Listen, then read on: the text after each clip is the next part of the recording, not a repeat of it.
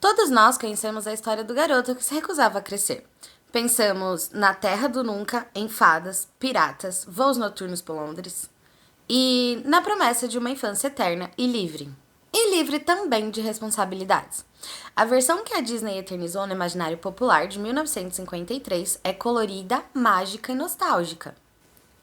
Só que assim, e se eu te disser que por trás da poeira de Pirim Pim Pim existe uma das histórias mais melancólicas, trágicas e psicologicamente complexas da literatura mundial? A verdadeira inspiração para Peter Pan não nasceu de um conto de fadas feliz. Ela nasceu do luto, de perdas de familiares devastadoras, de uma obsessão psicológica e de um grupo de irmãos cuja infância foi tragada por uma sucessão de fatalidades. O homem que criou Peter Pan não queria apenas entreter crianças. Ele estava tentando desesperadamente congelar o tempo para curar as suas próprias feridas, e sem saber disso, acabou selando o destino de uma família inteira. Sejam muito bem-vindos ao História com Fofoca.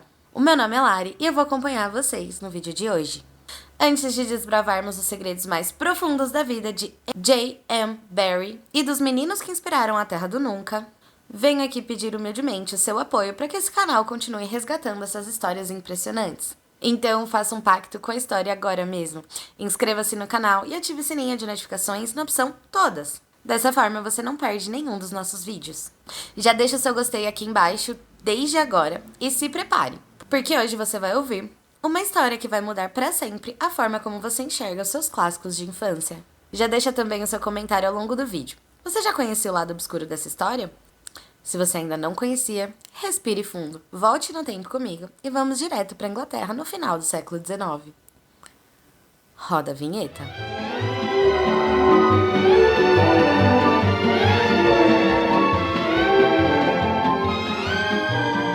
Bom, para entendermos a criação de Peter Pan, precisamos primeiro entender a mente de seu criador, James Matthew Barrie. Nasceu lá na Escócia em 1860.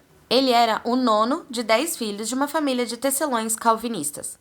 Uma criação rígida, austera e humilde, mas a dinâmica daquela casa mudaria drasticamente no dia 29 de janeiro de 1867, quando James tinha apenas 6 anos de idade.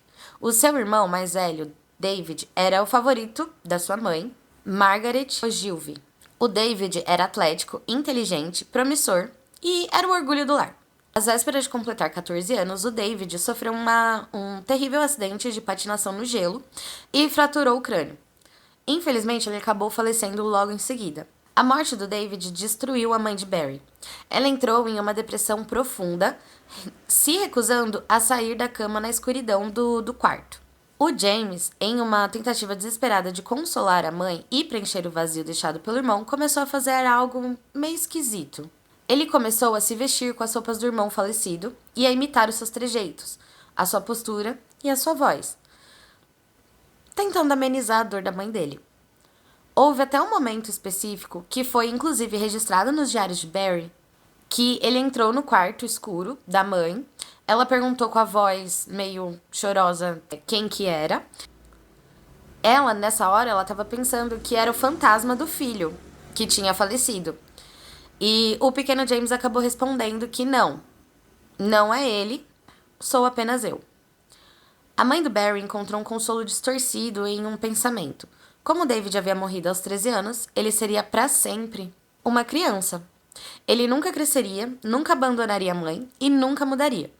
Essa ideia de que a morte preserva a infância perfeita foi plantada na mente do James aos 6 anos.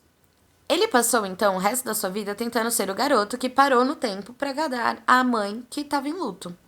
Curiosamente, o Barrie sofreu de um estranho bloqueio de crescimento que muitos historiadores e médicos acreditam ter sido a origem psicossomática causado pelo estresse extremo na infância. Ele media apenas 1,47 de altura quando ainda era um adulto. Tinha uma voz fina e nunca desenvolveu traços corporais tipicamente maduros. Esse bloqueio psicológico afetou drasticamente a vida adulta do Barrie. Em 1894, ele se casou com uma atriz chamada Mary Ansell. Só que assim, o casamento foi um fracasso, retumbante e doloroso. Biógrafos e cartas da época confirmam que o casamento nunca foi consumado. O Barry parecia ter uma completa aversão ou uma incapacidade em relação à intimidade física adulta. Para ele, esse mundo era algo meio repulsivo e perigoso. A Mary, a esposa dele, se sentiu profundamente rejeitada e solitária e acabou buscando consolo nos braços de outro homem anos depois. Isso resultou em um divórcio escandaloso para a época, já que divórcio na época era algo impensável. O Barry preferia se refugiar em seus cadernos de anotações, os chamados Black Books. Neles, ele escrevia pensamentos profundos e por vezes assustadores sobre a natureza humana. Ele documentava sua incapacidade de se sentir um homem feito. Ele já era um adulto confinado no corpo de uma criança, observando o mundo dos adultos como um território estrangeiro. E foi com essa mente fragmentada que ele encontrou seu refúgio. Anos mais tarde, já vivendo em Londres e sendo um escritor dramaturgo de relativo sucesso, o Barry costumava passear com seu cão de raça Terra Nova, chamado Portus, pelos jardins de Kensington. Foi ali, em 1897, que o destino do Barry cruzou com a da família Llewellyn Davis. Ele conheceu os irmãos George, Jack e o bebê Peter. Posteriormente, nasceriam o Michael e o Nico. Os meninos eram filhos de Arthur, um jovem advogado sério, tradicional e reservado, e de Sylvia, uma mulher belíssima, filha do famoso escritor Georges du Maurier. Sei lá como fala isso aqui. Não sei se é assim que fala o nome desse cara. É francês, eu não manjo francês. Enfim, o Barry ficou fascinado pela energia, pela pureza e pela imaginação daqueles meninos. Ele começou a se aproximar da família de forma quase obsessiva, se tornando uma presença constante na vida deles. Ele inventava jogos elaborados de piratas, índios e fadas para os garotos no jardim. Ele era um adulto que brincava com uma criança, que se jogava no chão, que criava mundos inteiros só para eles. Para os meninos, ele era o carinhoso tio Jim. Mas para o pai das crianças, a presença constante daquele homem rico, excêntrico e excessivamente apegado aos seus filhos era motivo de um profundo desconforto, ciúme e desconfiança. Não é para menos, né? Dá para entender. Tinha uma tensão silenciosa que pairava ali nos jantares. O Barry cobria a família de presentes, pagava por viagens, pagava por férias luxuosas lá na Escócia e se inseria cada vez mais naquele núcleo familiar. Embora alguns biógrafos tenham investigado exaustivamente a natureza desse apego, nunca houve qualquer evidência de abuso físico. Se é que vocês me entendem. O consenso histórico de especialistas é de que Barry sofria de uma inocência assexuada e de uma obsessão romântica pela própria ideia de infância e pela figura materna de Sylvia, a quem ele idolatrava. Mais ou menos do que teorizam sobre o Michael Jackson por conta daquele parque que ele fez lá na mansão dele. Inclusive, se vocês quiserem, eu posso trazer um pouquinho sobre a vida do Michael Jackson e sobre essa teoria que fizeram dele da síndrome de Peter Pan. Mas voltando aqui. Foi durante essas brincadeiras nas férias de verão que as histórias de Peter Pan começaram a ganhar forma. O Barry chegou a imprimir um livro fotográfico privado de uma dessas viagens chamado Os Meninos Náufragos, mostrando para os garotos e encenando as batalhas contra os canibais e os piratas. O nome Peter veio do terceiro irmão, que era o nenenzinho. O sobrenome Pan veio do deus grego dos bosques, uma divindade ligada à natureza selvagem, à música, à liberdade sem regras, mas também uma divindade que causava pânico nos corações daqueles que invadiam seu território. A primeira aparição de Peter Pan não foi no livro infantil que conhecemos, mas sim em um romance para adultos chamado O Pequeno Pássaro Branco, lá em 1902. Capítulos desse livro foram posteriormente transformados em Peter Pan em Kensington Gardens. Nessa versão original, Peter não é o herói destemido e alegre da Disney. Ele é um bebê de apenas 7 dias que voa do seu berço para o parque porque acredita que, como todos os bebês antes de serem humanos, ele é metade pássaro. Uma brisa. Nessa literatura original, a visão do Barry sobre a infância já era carregada de melancolia e era até um pouquinho cruel. No livro, quando Peter decide finalmente voltar para casa, voltar para ver sua mãe, ele voa até a janela do quarto.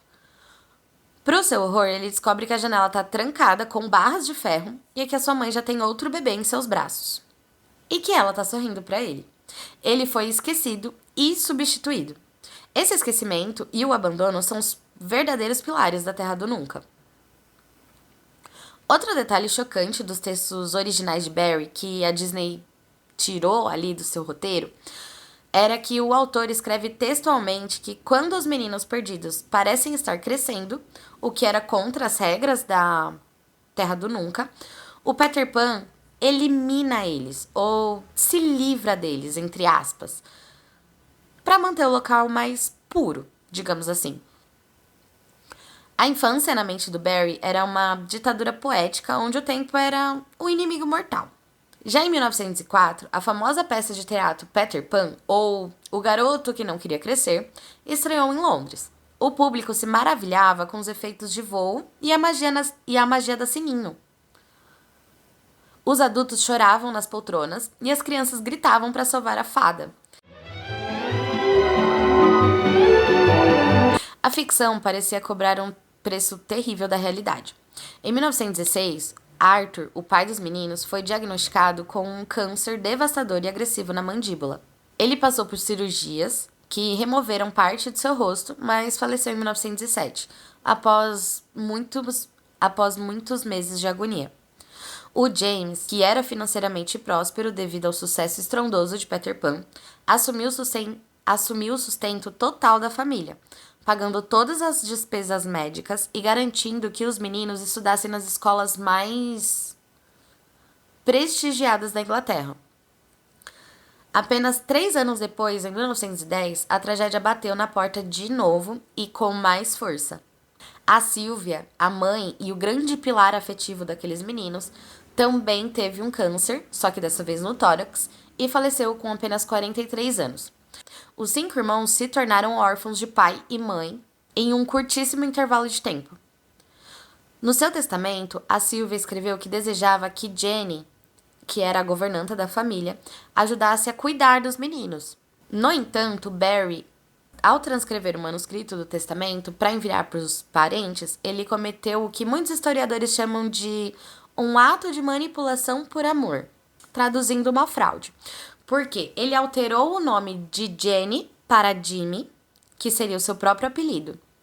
Com isso, o Barry assumiu a guarda legal e total dos garotos.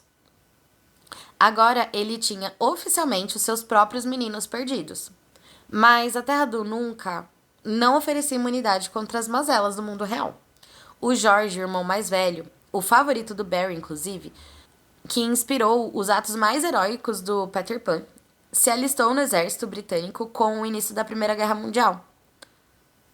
E em março de 1915, nos campos de batalha de Flandres, na Bélgica, o George levou um tiro na cabeça disparado por um atirador de elite e morreu na hora. Ele tinha apenas 21 anos. O Barry ficou completamente destroçado. O primeiro de seus meninos havia partido e ficou congelado na juventude, exatamente como seu irmão David, décadas antes. O próximo golpe seria ainda mais doloroso e cercado de mistérios que ecoam até os dias de hoje. Michael era considerado por todos, inclusive pelo próprio Barry, o mais brilhante, sensível e artisticamente talentoso dos irmãos. Ele era a principal inspiração para a personalidade complexa, poética e melancólica do Peter Pan. O Michael foi estudar na Oxford, onde se destacou pela inteligência, mas também por um isolamento melancólico. Lá na universidade, o Michael desenvolveu uma amizade extremamente íntima e codependente com um jovem aristocrata chamado Rupert Buxton. Eles eram inseparáveis e compartilhavam visões sombrias sobre o futuro e a vida adulta. No dia 19 de maio de 21, apenas 2 semanas antes do Michael completar 21 anos, os dois jovens foram caminhar perto de St. For Leisure, um trecho notoriamente perigoso e turbulento do rio Tamisa, famosos por seus redemoinhos históricos de afogamento. que era um rio famoso por seus redemoinhos e históricos de afogamento. Ambos decidiram entrar na água. Eles nunca mais voltaram. O detalhe mais perturbador foi que o Michael tinha um pavor crônico de água e simplesmente não sabia nadar. Então eles tiveram essa ideia genial. Quando os corpos foram finalmente recuperados do fundo do rio, dias depois, eles estavam rigidamente abraçados. A investigação concluiu rapidamente que se tratou de um afogamento acidental, mas existem rumores na universidade que cartas e poemas sobreviveram de ambos. Sugerem fortemente um pacto de autodelete romântico, no estilo Romeu e Julieta, mas no caso Romeu e Romeu. Para o Barry, a perda do Michael foi um golpe de misericórdia em sua alma, já fragmentada. Ele escreveu no seu diário uma frase muito fúnebre. A morte de Michael foi, de certa forma, o fim da minha vida. O resto é apenas uma longa espera. Tá, e o que aconteceu com os outros irmãos? O Jack, o segundo mais velho, sempre manteve uma distância saudável do Barry. Ele se casou cedo, quase como uma fuga daquela atmosfera, mas carregou alguns traumas de guerra e uma severa depressão por toda a vida. O Nico, o mais jovem, sobreviveu para contar a história, mantendo memórias muito boas do Barry, mas admitindo que a dinâmica familiar era excêntrica.